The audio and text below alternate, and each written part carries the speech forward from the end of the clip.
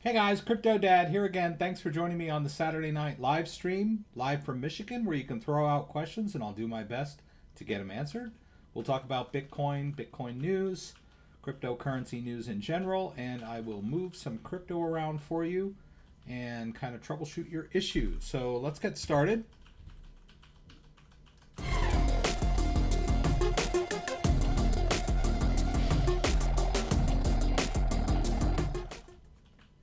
So good evening, everybody. Thanks for joining me. A lot of big stuff happening in the crypto world. A lot of great adoption news. Visa and MasterCard have come out with statements that are in favor of crypto and new currencies, digital currencies. That's really crazy. Bitcoin has been declared money in a federal court case, but not as groundbreaking as it may seem, but a pretty cool headline to say the least. We've got a bit of a bull run on our hands here in the last few days with Ethereum. So I would, we'll talk about that tonight. And so let's jump in. I want to greet everyone that's here. Pop out chat, move it over to the other monitor. W is here from Belgium. W was here before we started and pointed out that the stock market is down and cryptos are up, which is a good sign. But I'm still worried that the market could, the stock market can still drag the cryptocurrency market down. But hopefully not, right? We're always hoping for the decoupling, right? We wanted to get Bitcoin decoupled from the rest of the altcoin market, right? And that has seemed to be happening over the last few weeks, months. And then also we want Bitcoin decoupled from the stock market, right? Bitcoin is its own thing. I mean, we always thought of it as maybe a safe haven, but it doesn't really behave like a safe haven all the time. And then, but we don't really want it jumping up and down with the stock market either, right? But a good point that W brought up. Diatom Ranger is here. Hello. Tig is here. Good evening.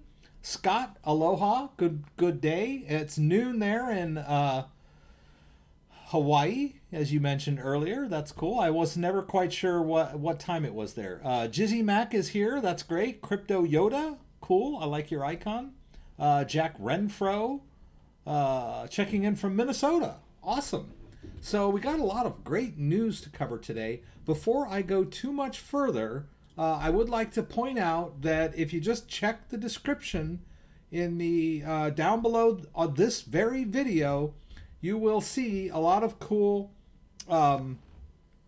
affiliate links that I would appreciate you checking out if you're interested. Crypto.com account, the Ledger Nano S or X link there is my affiliate link if you're interested in buying one of those. Brave Browser, another great browser that I use on a regular basis, blocks ads and tracking by default. And then I've got some sign up links for Binance US and Coinbase, where we'll both get a little bonus if you sign up. It's pretty cool. And then some other links, Mastering Bitcoin, which is a great resource. It's totally free, first edition. You can always run out and buy the book itself, right? I've got the book, second edition, latest edition. And then he also wrote, and with the help of another author, Andreas Antonopoulos, Mastering Ethereum. And he worked with Dr. Gavin Wood on this one. So both of these books are excellent. They explain what blockchain is, all that great stuff, all that stuff I'm always babbling about. And then I took the time and effort to link all of the news stories tonight. So we got a lot of great news stories, and I got them all linked. So let's jump into the news here. Let's see. I think I've changed my monitor, so I have to look for this here. Oh, here, live topics. Let's start with our bull run. Interestingly enough, before when I was setting this up and they were saying Ether nears 300, It was like 382, 385, something like that. Well, it did cross 300, right? Let's take a look at it. In price charts here. Let's go over to our coinmarketcap.com, and Ethereum is comfortably above 300 now. So that's pretty cool. A lot of people have been just sort of hoping that Ethereum would come back. Was around 1200 at the end of 2017, 1400, something like that. It took quite a bashing in the crypto winter of 2018. And but here we are, back at 300. So pretty cool. It was down as low as like, I don't know, 150, something of that nature. All right. So great news there. So check out this story. I've got it linked below. It's talking about what's going on with the markets today. See, there it is. ETH is 283 at the time of this article went to print, was posted, sort of. But it talks about the upcoming Ethereum 2.0 upgrade. BTC is on its way up. And speaking of new protocols, Cardano is nearing its big Shelley network launch. That's the 29th of this month, I believe. So there we go. Cardano rallied 8.42%. Litecoin up 6.42%. I saw 10%. About an hour ago, I got an alert that all Litecoin was up like 10%, right? So let's see, where are we here? Boy, Litecoin's down to number 8 now. But yeah, it's up 10%. So pretty cool stuff going on in the crypto market. And then, let's see, what's our next good story here? I'm going to jump back and forth. Oh, yeah, I like this story. So if you've been around the crypto scene for any amount of time, and you might remember back in early 2018 that crypto ads were banned by YouTube, Facebook, and I believe Twitter, all within like a week of each other. If that's not ganging up on the crypto market, I don't know what is. And the crypto market suffered horribly because of that. And here we are, I don't know, close to 3 years later, and they're eating their hats now, right? Crypto is a thing. Crypto is not a scam. And not only that, but now they're being sued in a class action lawsuit in Australia, where there is a law that prevents companies from whatever it is they did, right? Ganging up on legitimate businesses, right? So a lot of legitimate startup, blockchain-based, cryptocurrency-based businesses suffered horribly because of this a crypto ad ban, right? Just imagine, you've pardon me, God.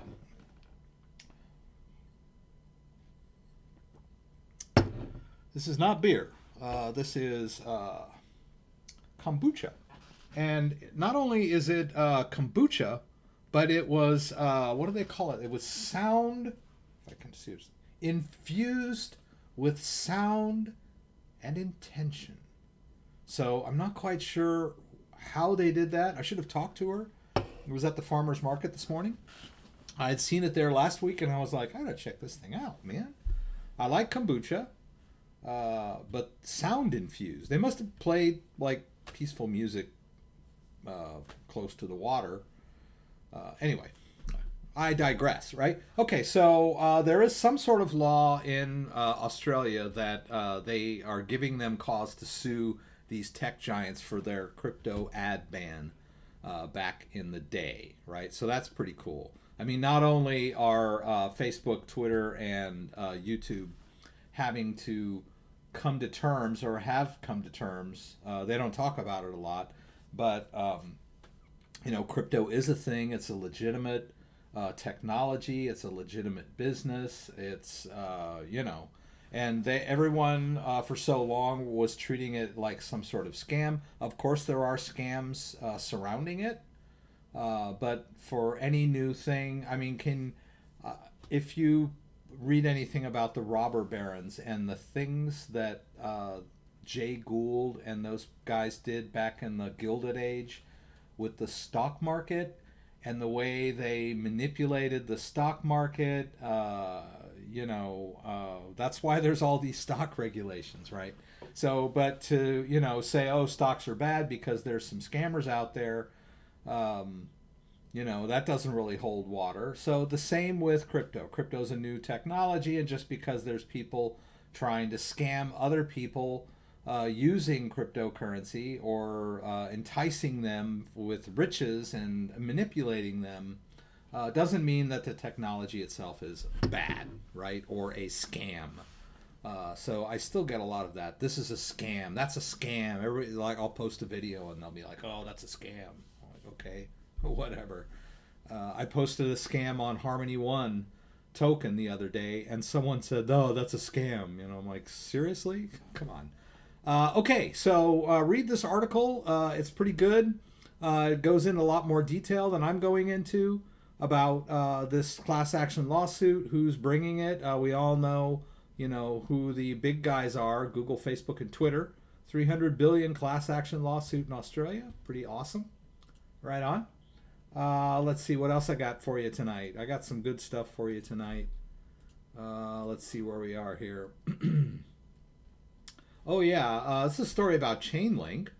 Chainlink is it's an ERC20 token, but it is, let's see, where are we? Did I not? Here it is. Okay. This is a Forbes article. It's by Billy Bambro, who writes a lot of crypto-related articles on Forbes, right? Forbes being, a pretty mainstream financial news website. And Mr. Bambro writes a lot of articles related to crypto. Not always friendly articles, but we can't expect people to be friendly to crypto all the time, right? He's an objective guy. He's works for a big financial news organization. So I'm sure he's skeptical on some things. But I think as cryptography and as cryptocurrencies are gaining more legitimacy, his articles are a little more friendly, and that's just the way of things now. And so the booming cryptocurrency Chainlink recruited into fledgling social media war. There is a new company called Revolution Populi, led by a former Goldman Sachs vice president, Rob Rosenthal, who is creating a competing social network that is blockchain based, that will allow the users to earn their own revenue by participating, as opposed to Facebook, where you are the product, right? You don't earn anything by engaging with Facebook, but they earn a lot by analyzing your so-called anonymous behaviors, right? They earn a lot of money by selling your browsing habits and your looking habits and your liking habits and all those things you do and you interact with on Facebook. All of that information is collected and homogenized and sliced and diced and sold to the highest bidder. That's their business model, right? It's not really a free service. It seems free. But anyway, this is a new paradigm, and they will be taking advantage of the, what's the word for it? The Chainlink, right? So Chainlink has been on a tear lately as well. If we take a look at Chainlink, it's number 11 by market cap right now, up 1% today, but quite a bit over the last few months. If we take a look at the Chainlink chart here, let's look at the 3-month. Well, just look at the all-time chart, right? Let's look at the 3-month chart. Just get an idea of what's going on with Chainlink. There we go. Yeah. So since July, early July, on quite a tear, right? It's involved in the DeFi space, which is decentralized finance. We can talk a little bit more about what that is and what it entails. briefly, it's cryptocurrency, blockchain-based companies that allow decentralized financing like lending, borrowing, saving, paying interest, insurance, all kinds of amazing things that needed banks before, needed centralized rich people at the top. Now they're decentralized and anyone can participate. So Chainlink is a big part of that. Cool stuff. Let's see what else I got for you. Let's see. Bitcoin is okay. I had talked about this earlier. Bitcoin has been declared a form of money. So if we look over here, let's see. Bitcoin currency. Bitcoin is a form of money, a federal court rules. It's not really a positive article for Bitcoin because it involves the case of a man who's being charged with running a Bitcoin mixer, and he's being charged with money laundering, right? So, but they're kind of like trying to have their cake and eat it too, in a way. They're sort of saying, well, Bitcoin is not money, but you're treating it as money, so we're going to charge you as if it was money, right? That's kind of what's going on here. They're charging a guy with money laundering for running a Bitcoin mixer. And, you know, he's running it on the dark web or whatever. He is providing a service for people that are interested because, as you may or may not know, Bitcoin is not transparent. The blockchain is not transparent. There is a immutable record of all transactions on the blockchain. They're not hidden or encrypted. Cryptography is employed in the Bitcoin blockchain for digital signatures and verification, but it is transparent. So there are people that would like to obfuscate their transaction history. So Bitcoin mixers are used quite often. And I guess they, you know, somehow they zeroed in and got this guy, and he's being accused of running a Bitcoin mixer. And during the proceedings, they declared Bitcoin as cash, right, in this particular case. And so, you know, that other story that I had here, which is sort of a counter to that story, new rule classifying Bitcoin as money isn't anything special. It points out that in order for a cryptocurrency exchange to operate, it has to register as a, what do they call it, money transmitter. So this has been going on for quite some time now. So I guess the point of this particular article is that they've always sort of treated cryptocurrency exchanges as money transmitters. So in a sense, they've admitted that Bitcoin is money a long time ago. But still, I like the headline of this article, right? Bitcoin is a form of money in DC federal court rules. So that's pretty cool headline, right? If you're just picking up the morning paper and looking at that and, hey, honey, look at this. Bitcoin is money. Good stuff. All right, let's see what else we got here that I haven't done yet. Let's see. Bitcoin is form of money. Oh, yeah, this one. Another one by Billy Bambro. Visa, MasterCard, and PayPal are changing their tune on Bitcoin and crypto. I really can't stress how big this is. These large companies were sort of anti-crypto for a while. MasterCard and Visa are either one or the other or both defunded WikiLeaks by... well, I think that wasn't the same thing. That didn't have to do with crypto. WikiLeaks kind of fell back on crypto. But these companies have been pretty hostile to Bitcoin and cryptocurrency in general in the past. And now they're sort of joining the fold, right? There are quite a few companies like Crypto.com where they use a credit card that's attached to your account that you can use to load your crypto up onto the card in your local currency so you can make purchases, right? So what I would call a crypto off-ramp. And so this has been going on for the last year or so, couple years. And now the credit card companies, so it's been the smaller card issuers that were helping, partnering with these crypto firms. But now, the big boys are partnering with the big crypto firms. Like I believe Visa and Coinbase are working on a partnership. MasterCard is partnering with, boy, these ads, crazy. And this is Brave, too. Some of these ads just slip past Brave's. I don't see that. I think maybe it Fold. I'm not. No, it's not it. Swan. No, no, no, no, no. There's a company that Mastercard is partnering with to that allowed the company to be an issuer. Right. That's a big deal.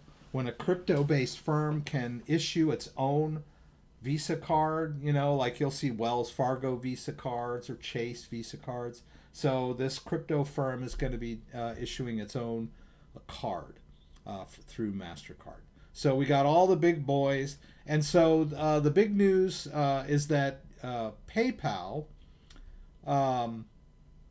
will soon be allowing crypto purchases on their platform. I don't believe PayPal has announced this yet publicly. There have just been rumors. But let's check it just to see if it has. I thought that it had. Let's go to news here. PayPal confirms interest in cryptocurrency, says it's developing crypto capabilities. So that's huge, right? That's huge, huge, huge for the crypto industry.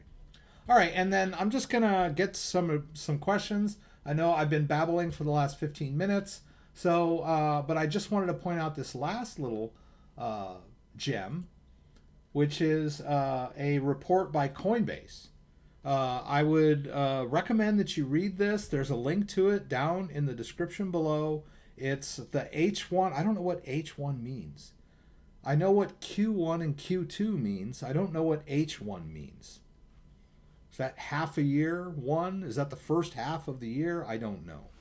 But anyway, it's about 2020, and it talks about, in great detail, Bitcoin, Ethereum, institutional adoption, prime brokerage, data, crypto dollar, stable coins, derivatives, mining, and DeFi. So there's a really good section here on DeFi. I need to start looking at people's questions, so I don't have time to go through everything in this document, but I linked it down below so that you can check it out. I highly encourage you to read it. A lot of interesting stuff going on in the crypto world right now. All right, so let's get this back up here. All right, so let me jump over here and say hello to the people that I missed. Grand Illusion, Mark Zeman, Crypto Pope. Good to have you back, Grand Illusion. Rex, it seems I cannot sell all my Tezos from my ledger to the crypto exchange. I need to leave some in my ledger wallet. Is that normal? All my Tezos. No, I've actually haven't tried to sell all of my Tezos out. But I do know that I have experience with XRP, and XRP will not let you empty out a wallet, right? There's a base 20 XRP in every new wallet that gets created that is stuck there forever. I didn't know that was the case with Tezos. So I don't know if it's normal or not, but I'm assuming that it is. If it's not allowing you. Now you might want to take a look at what's going on with the fees. Usually the Ledger wallet will calculate the amount of fees needed to send the entire balance, right? So it will do that with Bitcoin. It has like a send all option. So I don't know. We can check Tezos to see if there's a send all option, and maybe try and figure out why it's not letting you sell all of it. Well, we'll check that out. You might still be staking. Yeah, I don't know. You might have unstaked, and you're not done with the cooling off period, they call it. I'll show you Cosmos. Cosmos requires 21 days to undelegate. So that might also be an issue too. We'll check that. All right, King Mouth. Can't buy Cardano on Coinbase. No, you can't. Kind of weird why it's not available yet. I mean, it's a big, popular cryptocurrency. Not available on Coinbase yet. Okay. Ken, hit some help with Google Authenticator. I cannot gain access to the main Authenticator app, and I want access to my Instagram, which is two-factor enabled, but I lost my old phone. If you've lost your phone and you don't have a backup, then you're just going to have to do your best to deal with them directly. There's nothing you can do when you lose your phone. Google Authenticator is designed so that if you don't have the phone, you can't log in. That's the whole idea behind Google Authenticator, is that the owner of the phone is the only person able to log in. And if you no longer own the phone, then you are not the phone owner anymore, and so it's not going to let you get in, right? The only thing you can do is contact, and I don't really want to mess around with my Instagram settings, but in general, when you're trying to log in and it's asking you for the two-factor code, there's usually a link on there that says, I don't have my code, and then they give you instructions. And they generally require you to jump through a bunch of hoops. But if your phone is gone, then that's your only recourse. You're going to have to deal directly with the company on that one. There's no trick, right? Sorry to be the bearer of bad news. Buddy Love is here. Hey Rex, when selling coins to cash, won't you have to pay short-term tax fees, 35%? If you, depending on whether you've made a profit or a loss on the sale, it is a taxable event. Technically, I don't know. You might want to use, if you're worried about that, I would say use a cointracker.com, like a service like that will calculate all of those fees for you, those profits and loss, and will help you declare those on your taxes. I wouldn't worry about taxes.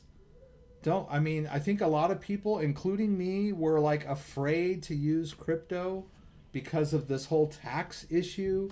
But you've got all these companies jumping in. You got PayPal, MasterCard, Visa. You've got all these crypto firms like Uphold and Crypto.com that are allowing you to spend your crypto in the real world. So let's just get past this whole it's a taxable thing and just start using crypto. Maybe I'm speaking recklessly, but either you can connect to a service that will allow you to calculate all of that stuff and just give Uncle Sam his due or whatever. I don't know that it's 35%. Maybe it is. Maybe it's 35% of the profit and or loss. So if you got $1,000 worth of Bitcoin and it has become $2,000, and then you sell it, you not have to pay 20% of the whole. You're just that profit, which is like that $1,000 profit. So you're going to have to deal with that. But it's $1,000 profit minus what Uncle Sam wants, but it's still profit, right? But don't let worrying about taxable transactions hold you back from being in the crypto world. They may even adjust the way cryptos are taxed in the next few years, right? But don't take my advice, right? I'm just spouting my opinion about the world of crypto. Okay. Got charged a bunch of international fees for using my debit card, LOL. I'm sorry to hear that, Alex. I've been pretty lucky. I've Chase Bank, and they haven't charged me any fees when I've used my debit card to purchase crypto on Crypto.com. Crypto.com is waiving fees over the last, since COVID started. They started, I think, in February to June, or March to June, and then they extended it to September. So they've not been charging fees when I purchase crypto on Crypto.com. And then if I buy $50 worth of crypto on Crypto.com, and then I go to my Chase app later, I see that it was $50, right? Chase isn't charging me extra. But I would, maybe follow up on that your first time so that you don't, do a bunch of transactions before you find out that you're getting dinged, right? Maybe or maybe contact your bank in advance and find out. Sometimes the banks really don't know until after you've made your, after they've billed you or charged you or stuck you or whatever it is banks do. Uh, then you're like, oh shoot, they just charged me like a $50 international settlement fee, right? Then maybe use a different bank, right? I know we're all like, we treat our banks like our IDs, right? You're like, oh, it's my bank. I've got all my monies in there, and I pay all my bills from there. I have their app and everything. They want you to be like that. They want you to think they're your buddy, they're your friend, and oh, it's like, oh God, I don't want to change banks. It's like, I'm in a relationship with my bank. I don't really, it's not a great relationship, but it's comfortable and it's familiar. So I don't want to change banks. But there are a lot of banks out there that are be more than willing to help you change to their bank, right? Go into the bank and say, hey, I'm a crypto enthusiast. I've got this cryptocurrency account and I'd like to use your bank. And are you crypto friendly? Find out what they say, right? Maybe you just need to change banks. Maybe you can't find a bank that's going to be better than what you've got. I don't know, right? But I'm just throwing ideas out there.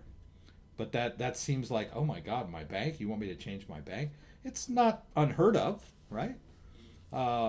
Some people have a couple of different bank accounts at different banks for whatever reason. You might want to, search. I switched banks a while back. I was at Citibank and was not too happy with them and switched over to Chase Bank a while back. Haven't looked back. And if Chase can't do what if Chase is not serving my needs anymore, I'll look elsewhere, right? So don't be afraid. Buying a burger paid the price of 35% tax. So buying a burger paid the price. Okay, buddy, you're just intent on not spending your crypto. Well, that's you. That's fine. If you don't want to pay 35% on a burger, and like I said, you're not paying 35% of the burger.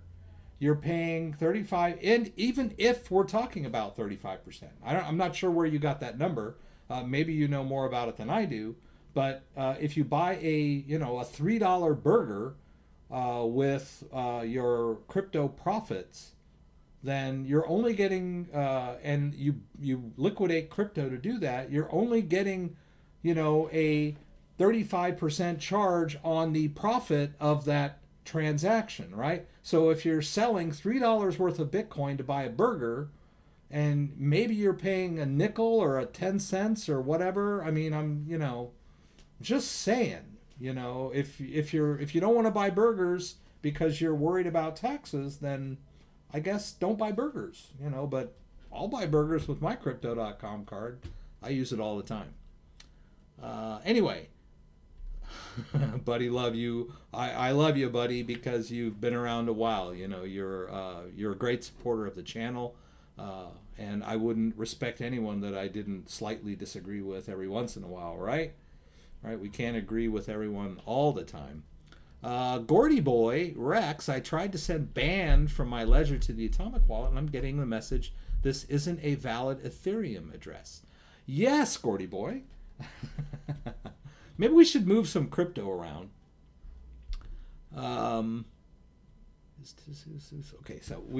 So we've got some questions about Tezos, but I would like to address that. Unfortunately, before I started, I tried my phone app and it's all screwy. It's kind of messed.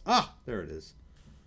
Oh, I was so disappointed that I wasn't going to get to share my phone tonight, but I'm okay now. It wouldn't connect to my computer, but we're good on that. Okay.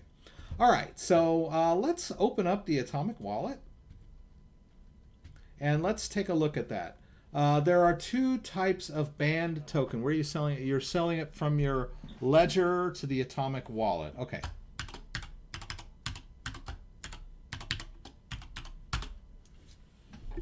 All right, so if we go up here and we type band, and you can see there are two different kinds of protocols, right? You've got the full-blown band protocol token, which can be stored in the Atomic wallet. And then you have the older ERC20 wallet. What is it telling you? It's not a valid Ethereum address. So what you're trying to do, it looks like, is send it to this, right? That is not an Ethereum address. That it starts with band 1. So if you're trying to send band to this address, it won't work, right? Because you're trying to send Ethereum band to the full band protocol, right? So let's open up Ledger Live. Oh, they want me to update. All right. Let's open up Ledger Live.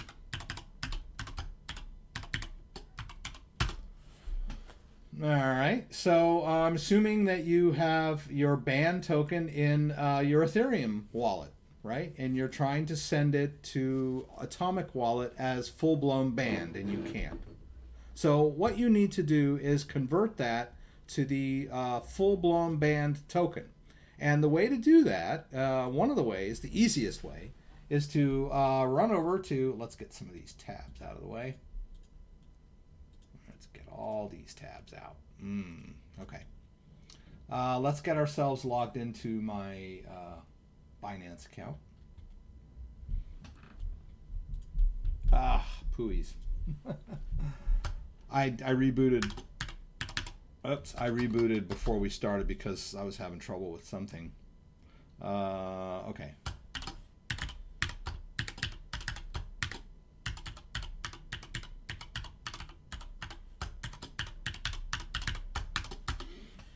All right, so let's log into Binance. Hope that didn't screw me up as usual. Okay. All right, so we need to get into our Binance account. We'll put in our two-factor authentication. Oh my God, my children are just banging around upstairs. Don't know what that's about. It sounds painful.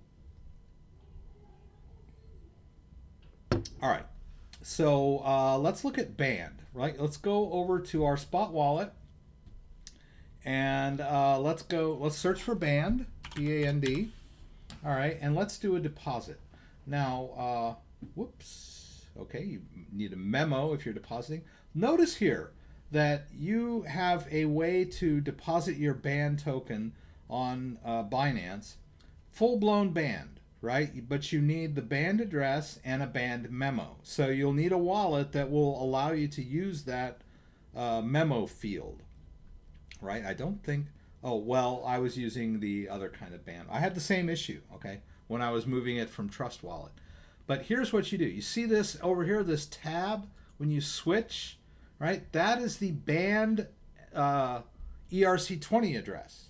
So if you send your band token from your Ethereum wallet to Binance as ERC20, it will magically become full-blown band. Binance will convert it for you. And then when you go back to your spot account and you see band that you deposited in your list and you go to deposit again, you'll see that it's been changed to the new band protocol, right? And so if you wanted to withdraw it, then you would need to withdraw it to this kind of address, a band address, right? So basically what we're dealing with is there's two kinds of band right now. This is not uncommon. This happens often. There are a lot of coins that start off on the Ethereum network as ERC20 tokens.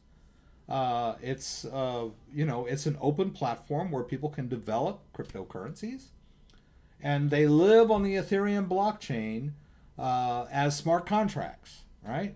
And they can be moved around, they can be bought and sold, people can vote, they can do all kinds of stuff on the Ethereum network. And then one fine day, the token heads to the door and daddy says, goodbye, son, make your way out into that big open world and go out and be your own coin, my boy. And so the coin goes out and their programmers finally finish their full blockchain product, and then the coin migrates over to its own blockchain. So, and that's what happened with Band Protocol. So you probably have some Band Protocol Ethereum based in your Ledger wallet. So that's what you need to do. Send it over to Binance, and it'll auto convert for you.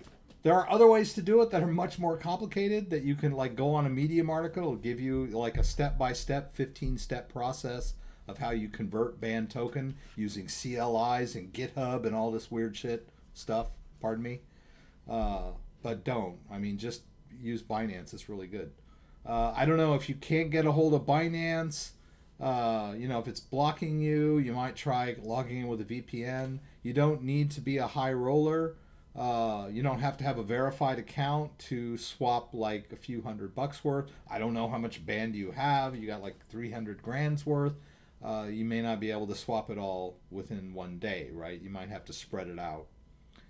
Because if you're in the US, I don't believe you can get a verified account on Binance, right? They don't. They block you. But you can still use it if you got a VPN, right? You just can't like get because you can't get the upgraded account that requires ID verification, right? Because you're a US person. Okay. So what does the AWC do for you? Like, what are the benefits of holding AWC, if any? I just did a video on that. Let's get rid of this. So if you're holding a certain amount of AWC, and in this case I'm holding 300, and you go over here to settings, you'll see that qualifies me. Where is it? I thought I updated this already.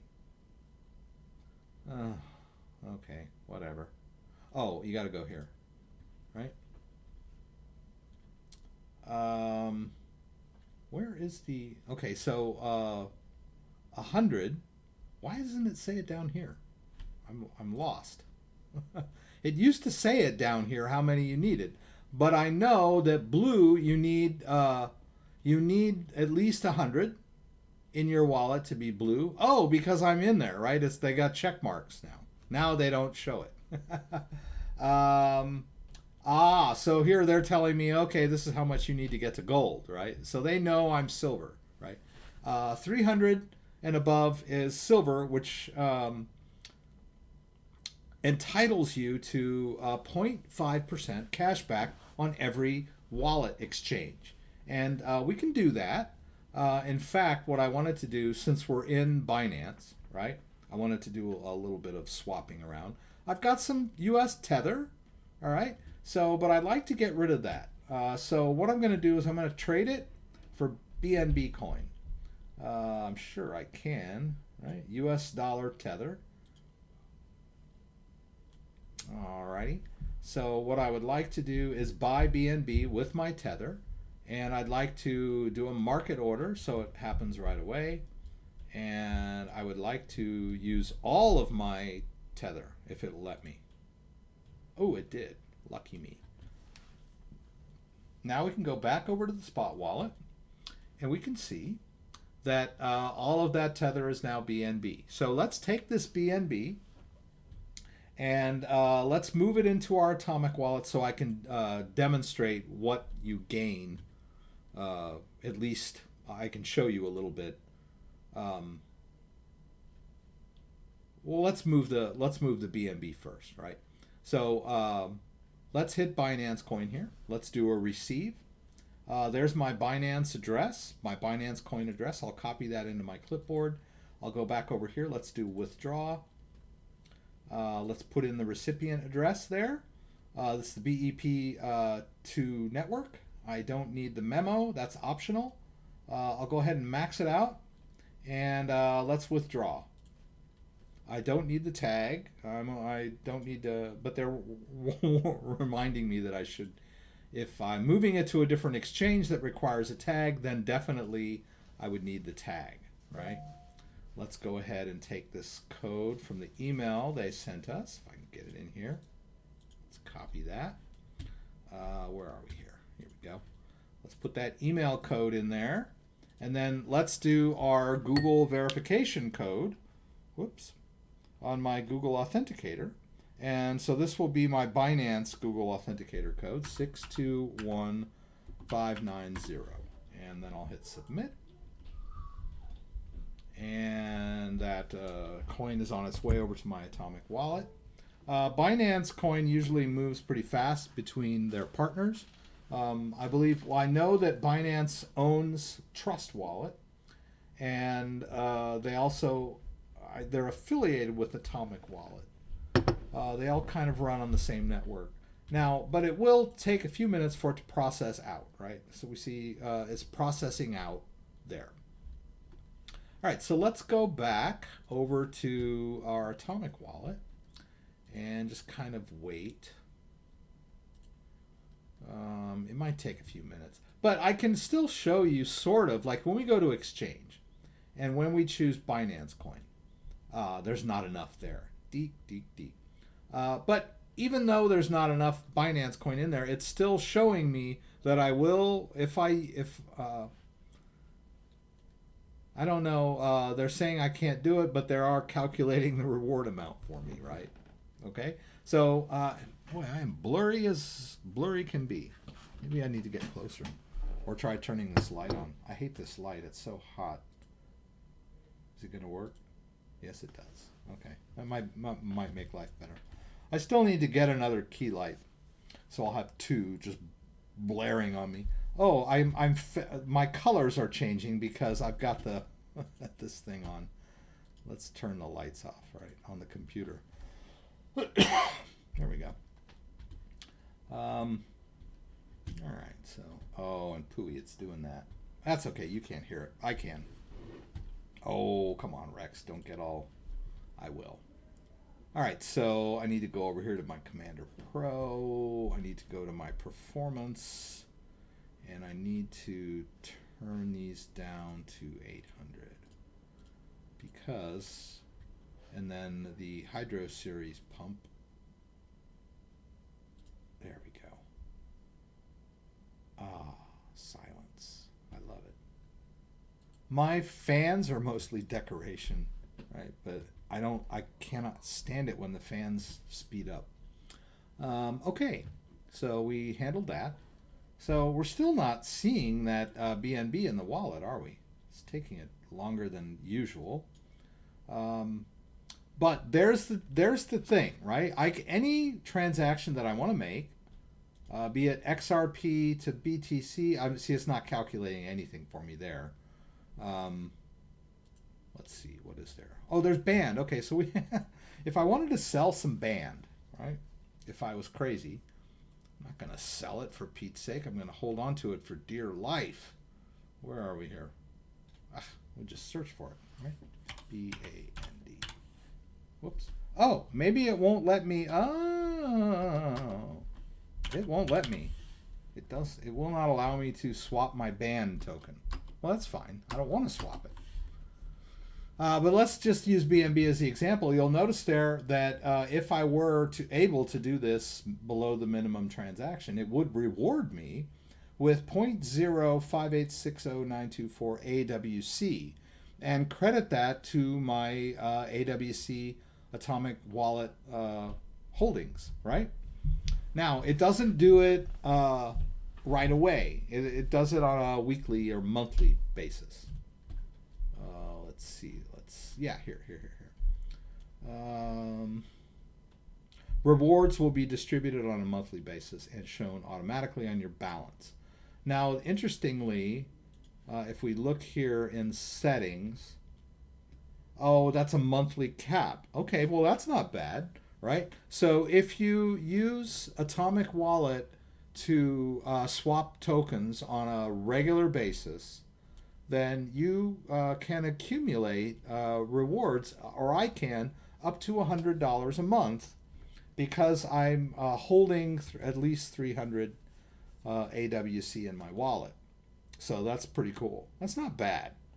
But I'm sure they get you somewhere else, right? They probably have high trading fees or whatever. And it's mostly a swap, right? It's not like a market limit, stop order, all that complicated stuff. You're just like kind of, oh, there it is, finally. Okay, so it came in. The BNB's here. There it is. All right. So if I wanted to swap the BNB for all of my BNB for, whoops, damn it. Let's try that again. 0.9779. All right, let's find out how much that is. It was 0.1, right? 0.197. Okay. So let's go to price charts. Let's do AWC. All right, there's Atomic Wallet Coin. And it was 0.197, right? Oh, that's 33 cents, right? But it was only $100 worth of $100 transaction, right? 3 BNB is roughly, well, let's see. Let's find out how much that is, right? BNB. And what was it? 3? 3.3. All right, so 3 point, whoops. 3, come on, Rex. 3.3, $65. Okay, so on a $65 trade, they're going to reward me back 33 cents in AWC. But AWC is nothing to sneeze at. It has gone up quite a bit over the last few months, right? If we look at the chart of AWC, actually I kind of like the Coinbase crypto exchange, crypto price charts, pardon me. I kind of like the coin market cap. Let's look at AWC over here. I like their charts a little better, a little more easier to deal with. That's a pretty cool chart, right? Let's look at the 3-month chart. AWC up quite a bit over the last. So if you had been using that wallet and accumulating small amounts of AWC, not only would you have earned that AWC, but the price of AWC might make those holdings worth more than the original reward, right? Of course, AWC could go down as well, so there's two sides to that coin, right? All right. Let's see here. Okay, so Abazooka was asking me something. Hey, Ken, do you have email? Authy, they will reset it within 2 to 3 days. Man, my kids are just banging around upstairs. I don't know what's going on. I don't know what's worse, having them down here on their computers during my live streams or having them directly over my head banging around. Two-factor authentic process give you the only option of only using authentication applications that generate code as a second layer of protection. We're still talking about two-factor authentication. Someone brought that up. But like I said, if you've lost your phone and you're tied to Google, I don't think Authy is going to come in and help you reset your two-factor unless they've got some kind of magic wand. You're going to have to deal directly with the company. So for example, if I try to log into my Coinbase account, am I already logged in? Yeah, I want to sign out. All right, so if I try to log into my account, and I know my username and my password, and they're asking me for my two-factor, and I don't have it, then there's usually a link, right? Almost every service that has two-factor authentication has a bomb out to, deal with a lost device, right? People lose their devices all the time, right? So in Coinbase's case, you choose, I have lost my authentication app, and there's a set amount of steps that you have to go through. Now, I've heard that Facebook and Instagram are particularly difficult if you've lost your two-factor authentication. So it's sort of like cryptocurrency in that, when you set up your wallet, back it up and make sure you don't lose that backup, right? Keep it in a safe place. Because if you lose your recovery phrase and you forget your wallet password, you've lost your cryptocurrency. So I know there are certain services like Discord, Facebook, and Instagram that make it extremely difficult to log into your account if you've lost your device, but most of them have some kind of recovery process, right? And that's what you're going to have to deal with.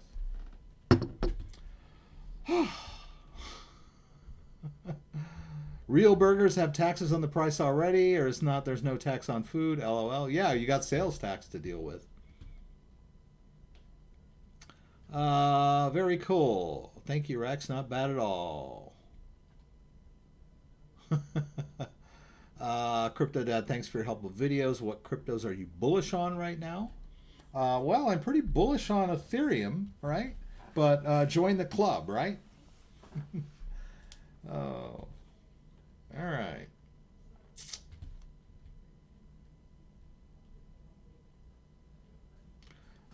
Actually, I do have a video on that question, but not on the Instagram.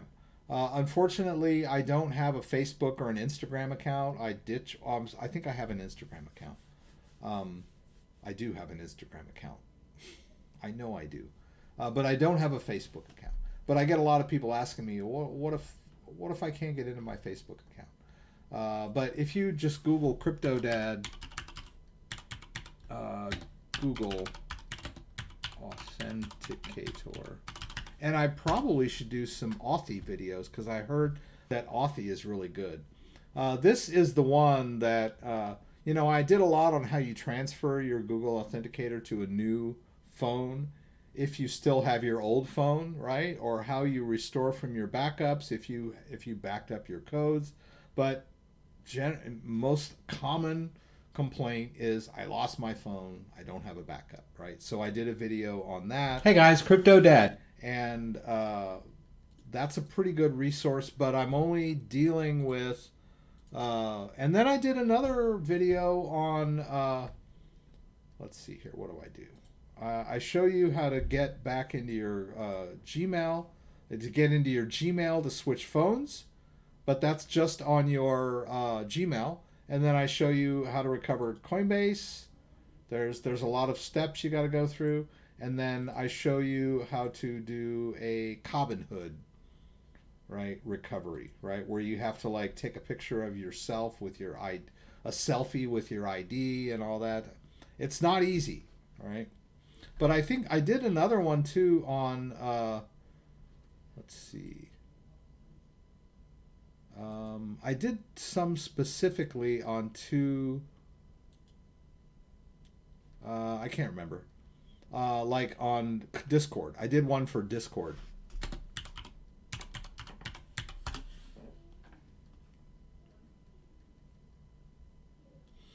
Can't find it now, of course.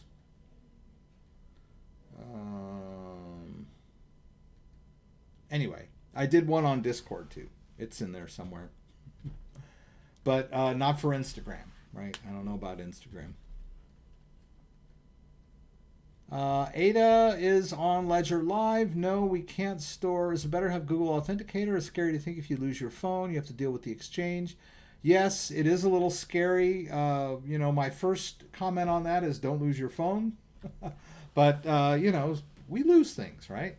But there are ways to back up your Google Authenticator codes. You could actually take a screenshot of that QR code when you're setting up your two-factor, and then store that as a file, and then on an encrypted flash drive or whatever. And then if you do completely lose your phone and get a new phone, you can simply scan those QR codes with the new phone, get a new copy of Google Authenticator, scan those backed up codes with your new phone, and you're back in business, right? So, when you're trying to sign up for something and enabling two-factor, that's an extra step that you have to take. And sometimes I'm impatient. I forget it too.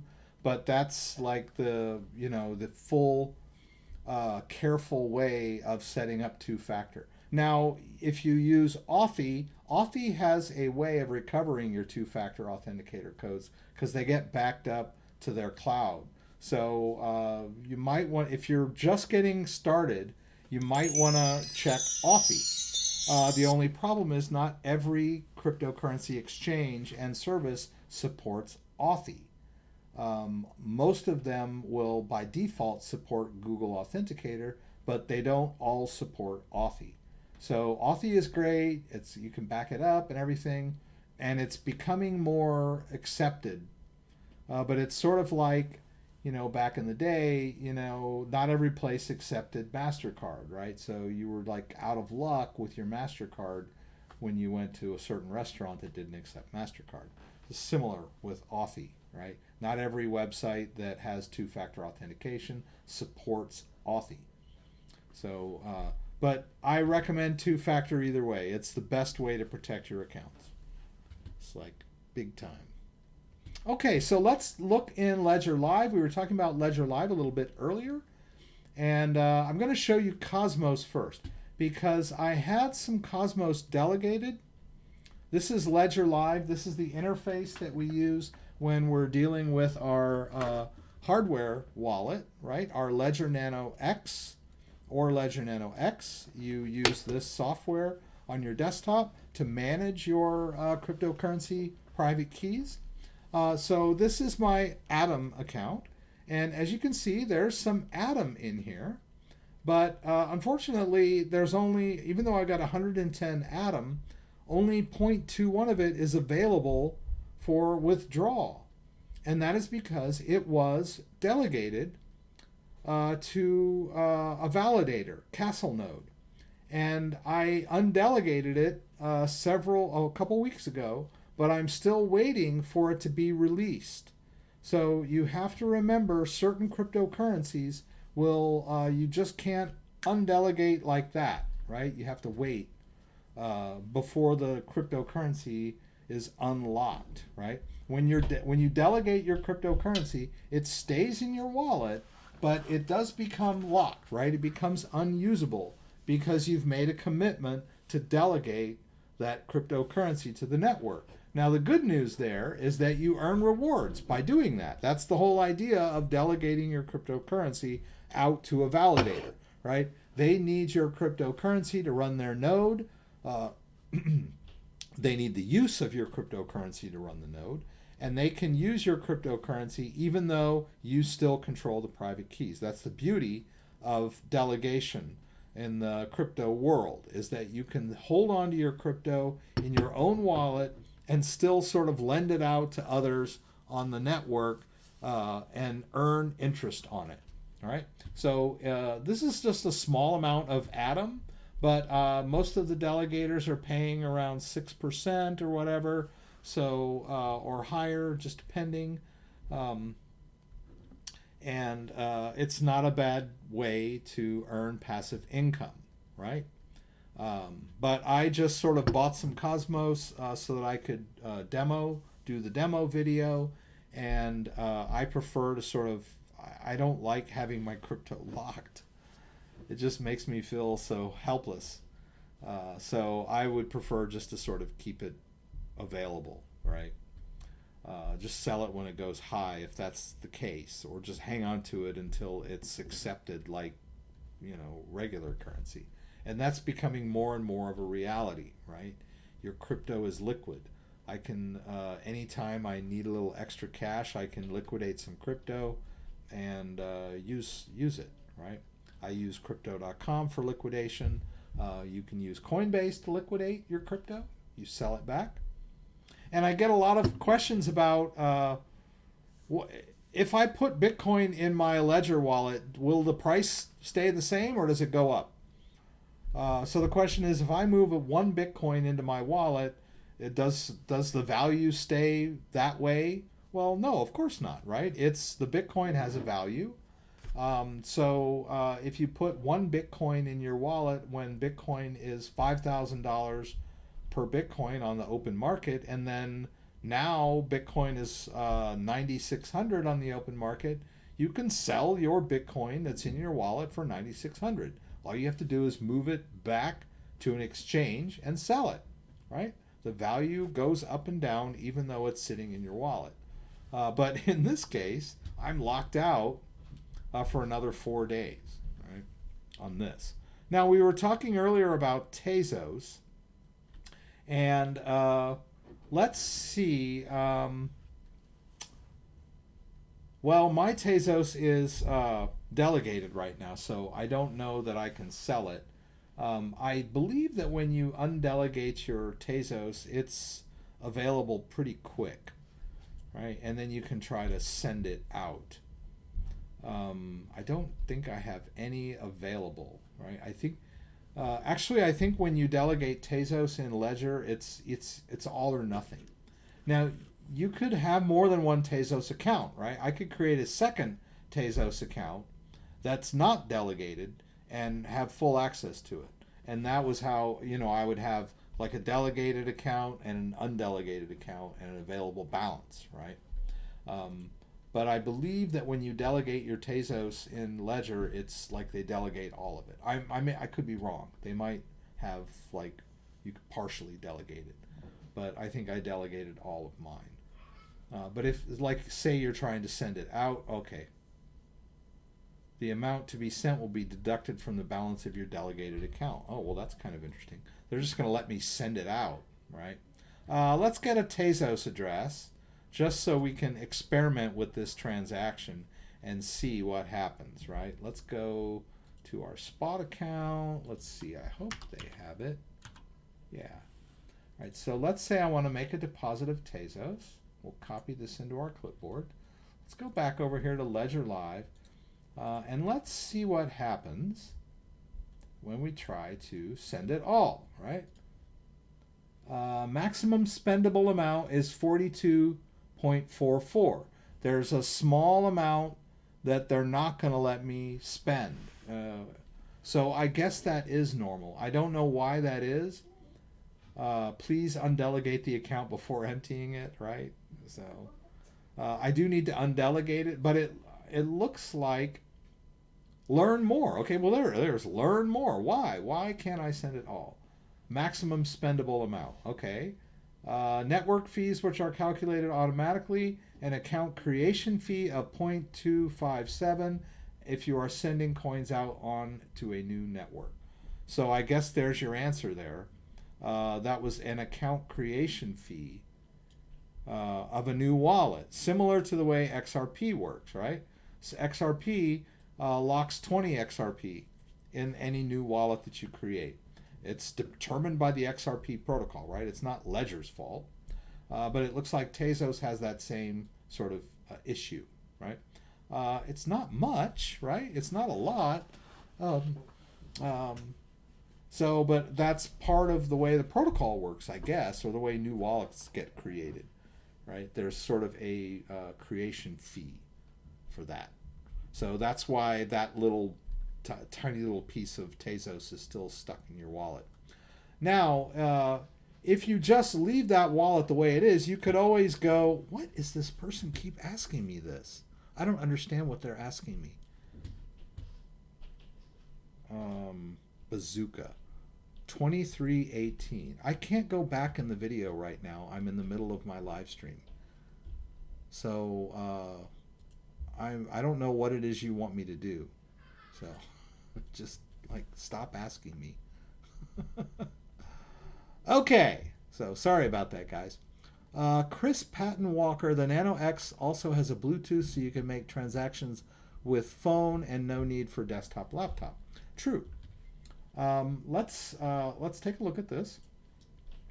We're dealing with my Ledger Live desktop version here, but there is also a phone-based version of Ledger Live, which we can take a look at. All right. And just go into the Ledger Live app, and you'll be able to see there's a little bit of Tezos reward coming in, 3 cents. Okay. And then we can go to accounts. And these accounts just mirror image what's on my desktop, right? Because they're both connected to the same ledger. And when I send cryptocurrency out using the phone app, it connects to the ledger device via Bluetooth to make the request, and the device signs the transaction with the private key, which never leaves the device, and then sends the signed transaction back out onto the blockchain via Bluetooth, right? It connects back to your phone to authorize the transaction. And so, yeah, I mean, if you've got crypto on your Ledger device, your Ledger X, right? You can't do this with Ledger Nano S because the S doesn't have Bluetooth. There is a connection kit you can buy for your phone, but it's much easier to use an X because it works with Bluetooth. You could go to a restaurant or whatever, and you're out and about, and you want to withdraw some crypto back to an exchange, and you can do it right from your phone. It's pretty cool. As long as you have the device with you, right, in your pocket or wherever, you can authorize on the device. Right? It's pretty cool.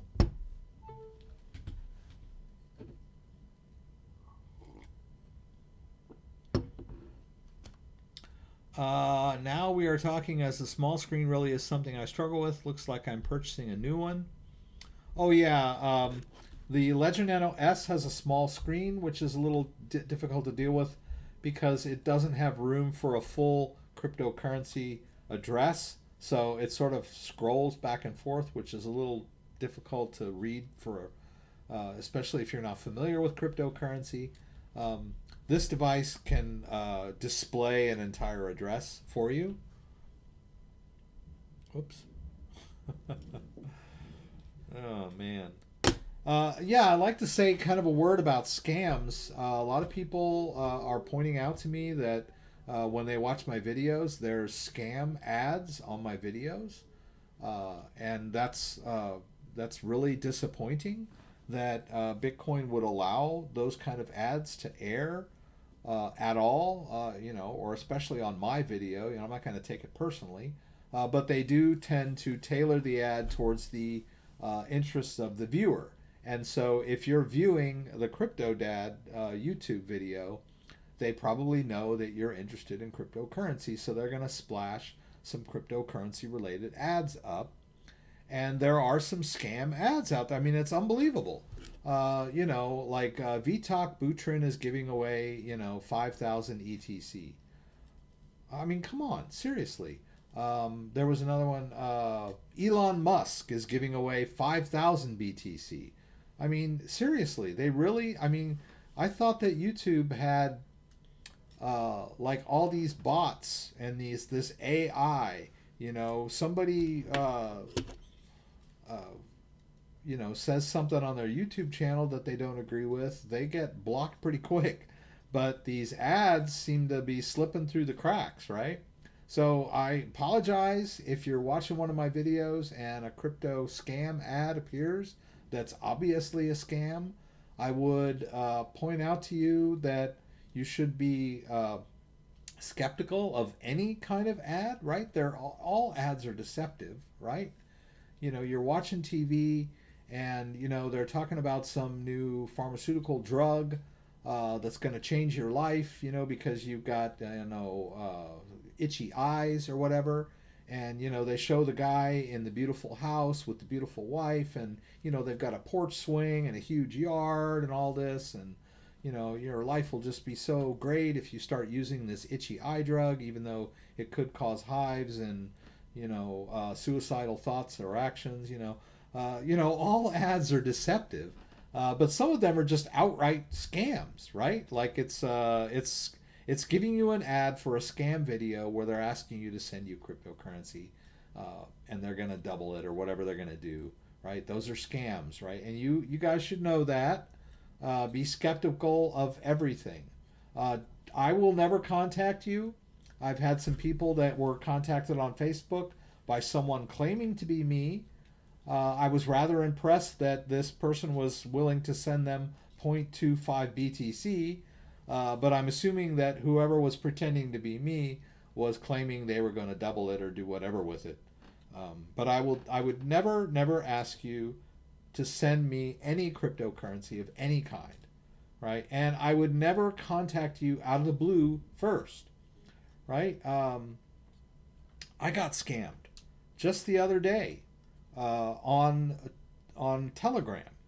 I was on a forum asking some questions about Kava Coin, uh, and I was using the Cosmos Station wallet, and I was having some issues. I was speaking with their, their tech guy on their official channel, and then someone contacted me in a separate thread, right? That was the exact same name and icon of the tech support guy on the Cosmos Station uh, cryptocurrency or crypto wallet thread, and I thought it was the same guy, right? And he started telling me that, oh, the wallet needed to be validated, and that in order to validate it, I needed to send 10 kava to the validation address, and I fell for the whole thing, man.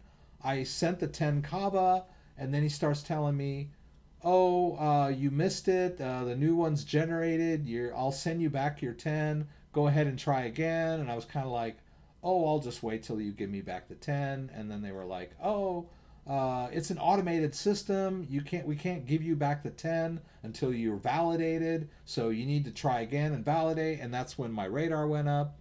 And I went back on the main thread and said, hey, this dude's a scammer. And the guy on the main thread, the tech support guy, was like, no, that wasn't me, you idiot. It was someone pretending to be me on a new thread. Like, I would never ask you for coins. I would never contact you directly out of the blue. I mean, all of us are vulnerable to scams, right? We all have our weak points. So, like I said, I'm really sorry that you're seeing crypto scam ads on YouTube when you're watching my videos. That's on YouTube, really. There's nothing I can do about it, but I do apologize. It sucks. All right. Well, I'll just but just please don't fall for any of these scams, right? Don't send people don't send anybody crypto unless they provided a service for you, right? Let them provide the service first, and then you can send the crypto, right? I get paid in crypto when I help people online, but I generally will help them first, right? I'll do a session with them, I'll help them, and then they'll pay me in crypto, right? That has been prearranged, and usually the person contacts me first, right? I'm never just gonna out of the blue contact you and say, hey, I'm CryptoDad, I'm here to help. Send me some Bitcoin, and I'll make your life better. It's not gonna happen. I'm not gonna do that, right? Okay, yeah, irritable bowel syndrome, bleeding of possible death, right? I like that one, yeah. Possible death, right? Death may result. It is possible that you might die from taking this drug, but you don't want itchy eyes, do you? So, roll the dice. My sound infused kombucha is good. Love your channel, great contact. I got scammed on Instagram for $89 for dumbbells. LOL. Like it happens to the best of us, right? I exposed my private keys on my YouTube videos back in the early days. I was doing a setup video, and I didn't know how to blur back then, and I did a setup video on the Electrum Bitcoin wallet and exposed the private key, right, the recovery phrase. And at the time, I told myself, well, that's okay. I'm not putting any Bitcoin in this wallet. And then I was doing another video like less than a month later, and I moved Bitcoin into that wallet, right, that I had created on that previous YouTube video. And interestingly enough, somebody watched the video and said, hey, he's exposed his private key. And he set up a bot to monitor that Bitcoin address. So as soon as I moved $50 worth of Bitcoin into that Bitcoin address, within like 2 or 3 minutes, they withdrew it. They had taken that private key, they had created their own wallet out of it. Not only had they done that, but they had set up a bot to monitor the address in case I put any Bitcoin in that wallet. And I looked it was only $50, but I looked at my wallet and I could see the incoming transaction And then in red, I could see the outgoing transaction. I got, screwed. But that was my own fault for exposing my private key on a YouTube video. Hopefully you guys won't do that either.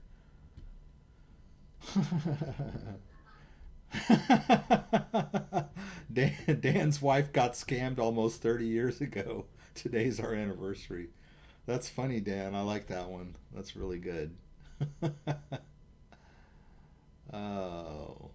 All right, so I'd like to move some crypto around for you. So maybe, let's see. We got that BTC.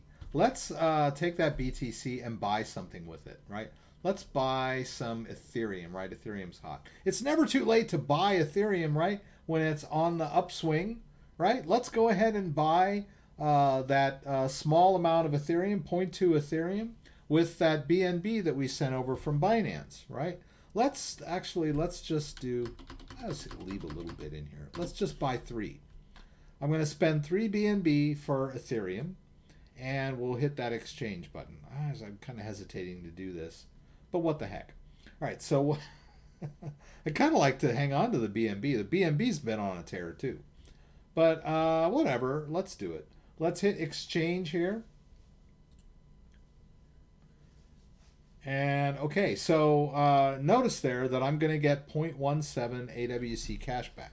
But I'm not going to get it right away because they pay that monthly, right? It will accumulate. And there's like a $100 cap on that as a silver member. Right, I'm gonna check crypto.com, see if there's anything interesting happening in there. Wow, Bitcoin! Bitcoin was 97.50 there, and then it updated. It's back down to 97.15. So I was about to go, hey man, Bitcoin's finally taken off. Good stuff, right? I don't really have that much in there to play around with to show you anything in crypto.com. But crypto.com, actually, why don't I show you how to make a deposit? We'll wait for this, and then I'll show you how to deposit that Ethereum in crypto.com, which will allow us to liquidate if we want, right?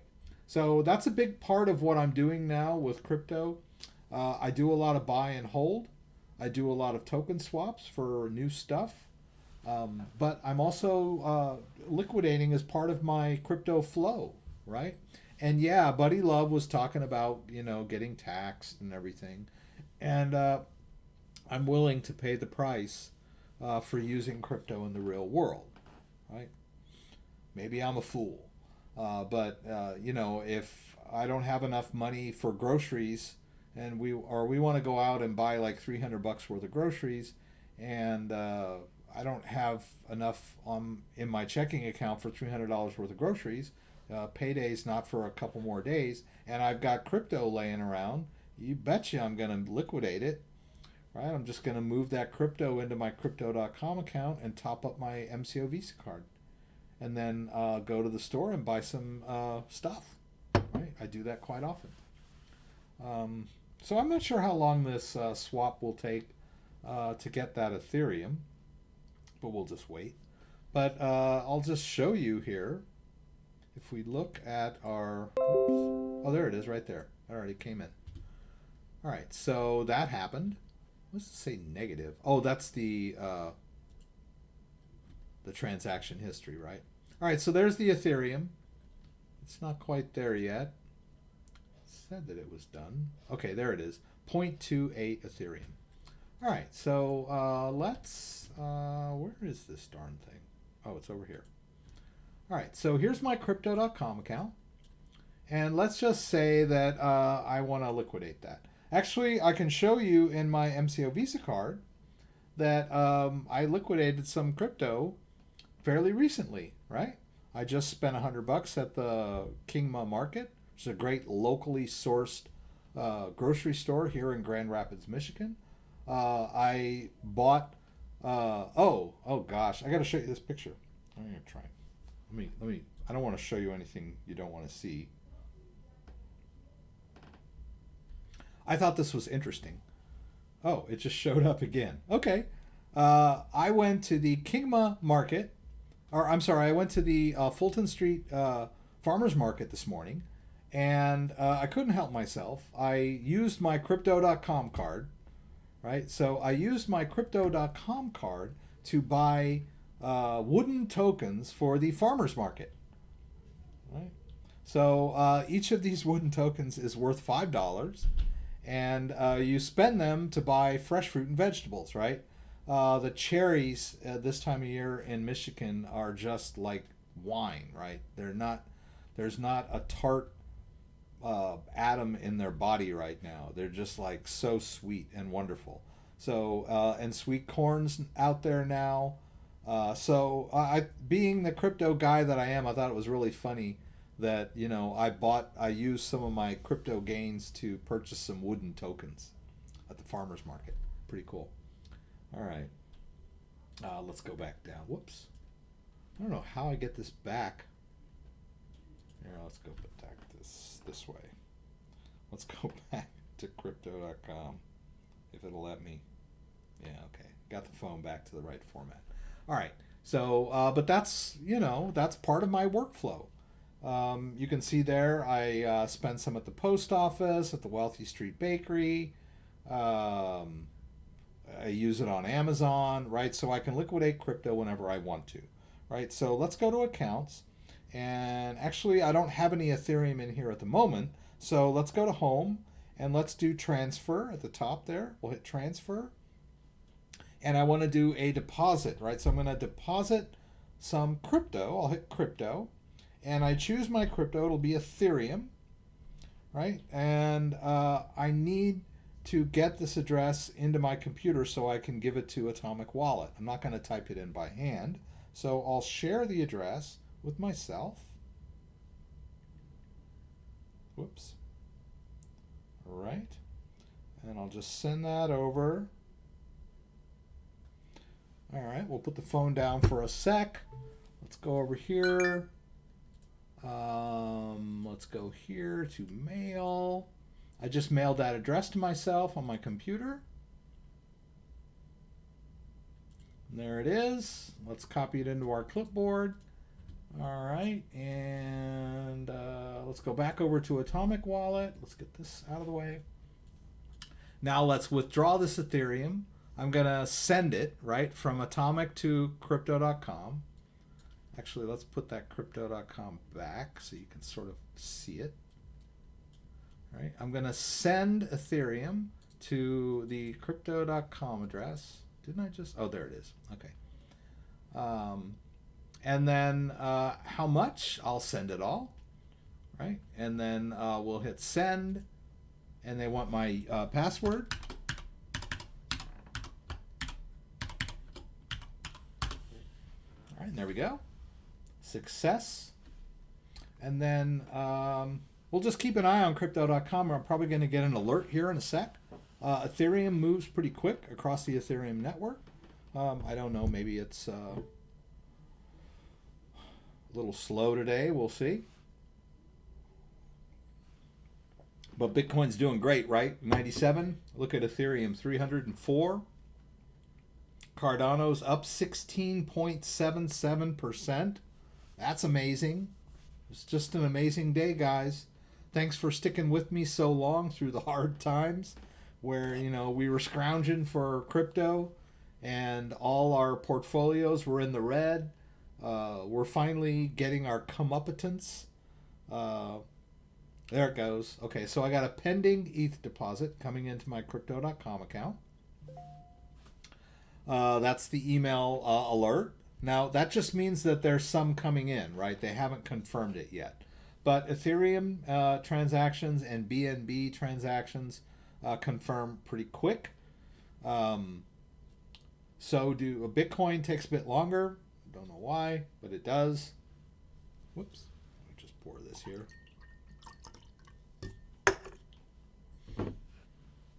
We'll just give it another minute or two.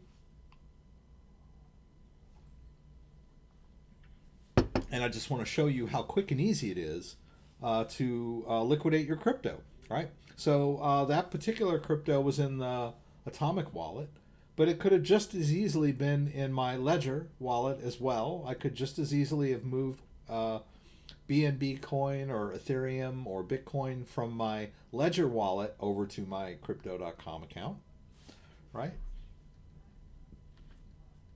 That email, right? Let's copy that. Yeah. That same email, that same Ethereum address would work from here too, right? I could just send crypto from my Ledger wallet over to Crypto.com, right? It's quick and easy to liquidate your crypto. Just because it's in a hardware wallet and it's safe and disconnected from the internet does not mean that it's not convenient and simple and fast to just move it back when you need to, right? Don't feel like if it's in your wallet it's like untouchable and really difficult. Learn how to move it back and forth, right? You'll want to know how to do that. You might. A lot of people are in this for the investment, right? So when your investment comes to fruition, right? That coin that you bought at when it was 1 cent is now, 8 cents, and you've doubled your money or tripled or quadrupled. You're gonna want to move that crypto over to an exchange so that you can sell it, right? Some of it or all of it, whatever, half of it, however you want to do it. You want to know how to move that crypto ahead of time. You want to be in practice, right? Just like a gun, right? You're not going to go out and buy yourself a handgun and then stick it in, your closet and wait for a burglar.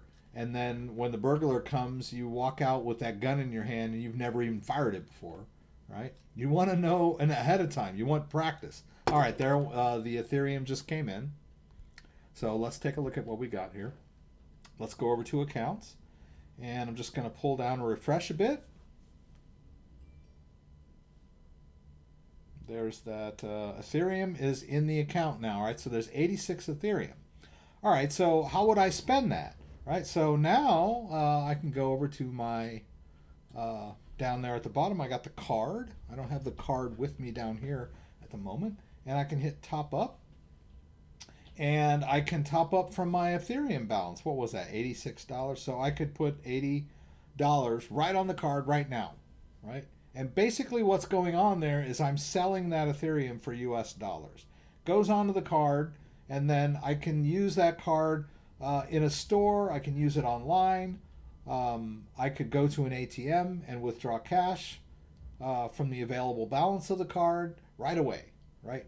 I don't even have to wait 3 to 5 business days for the transactions to clear. Like right away, I could spend that crypto in the real world. It's really cool. I like it. It's great. I think there's going to be a lot of services that are facilitating crypto transfers. I showed you that news story earlier about Visa and MasterCard are now starting to take crypto seriously. They're partnering with crypto firms to provide card services to their users so that they can easily liquidate their crypto and convert it to whatever form they need, right? So this is the promise of crypto. And as Buddy Love pointed out earlier, crypto transactions are taxed, right? So whenever you sell crypto, you are technically creating a taxable event. So you need to keep that in mind. But when you're dealing with small amounts like this, you're not dealing with huge amounts of taxation. Like I said, it's only on the profit. So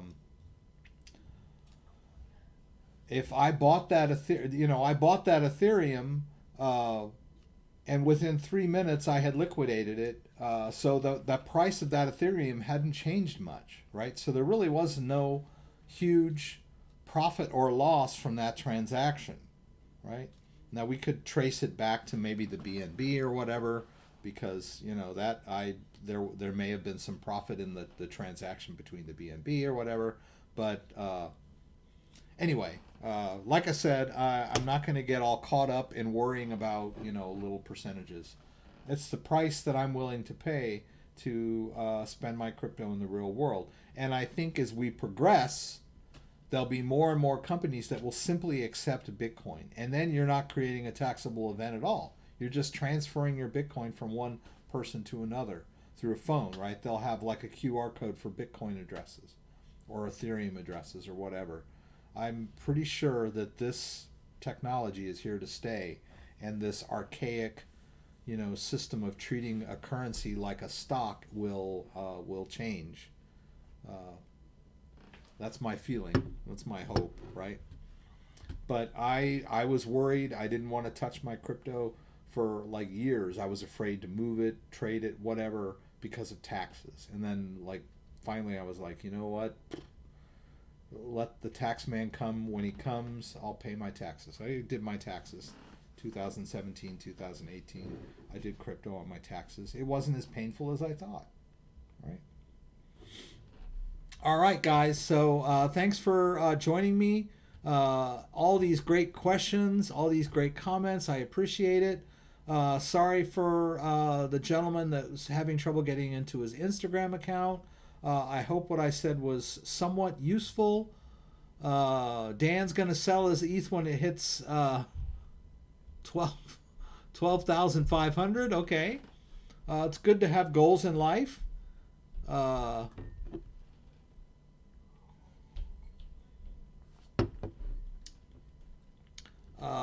Which card do I have? I have the Crypto.com MCO Visa card. I've got the, what do they call it? Indigo purple.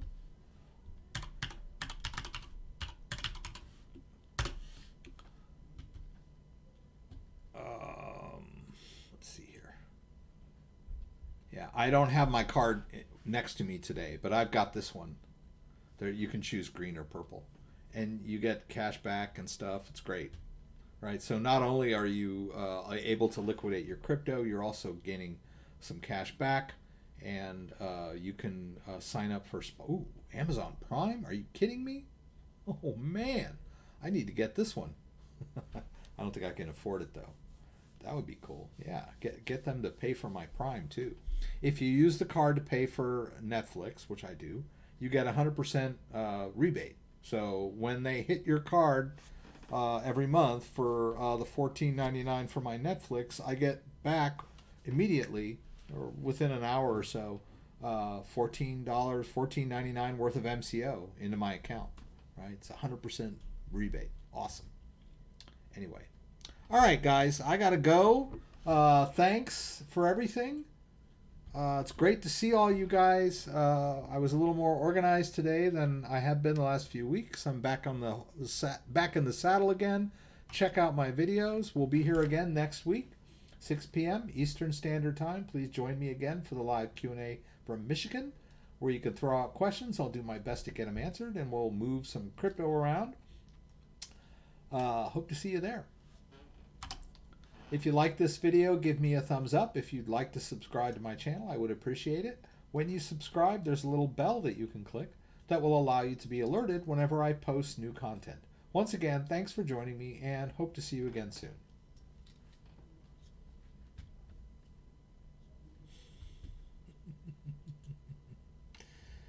Yeah, well, we don't all get to. Oh, I would like to look at that. All right, good night.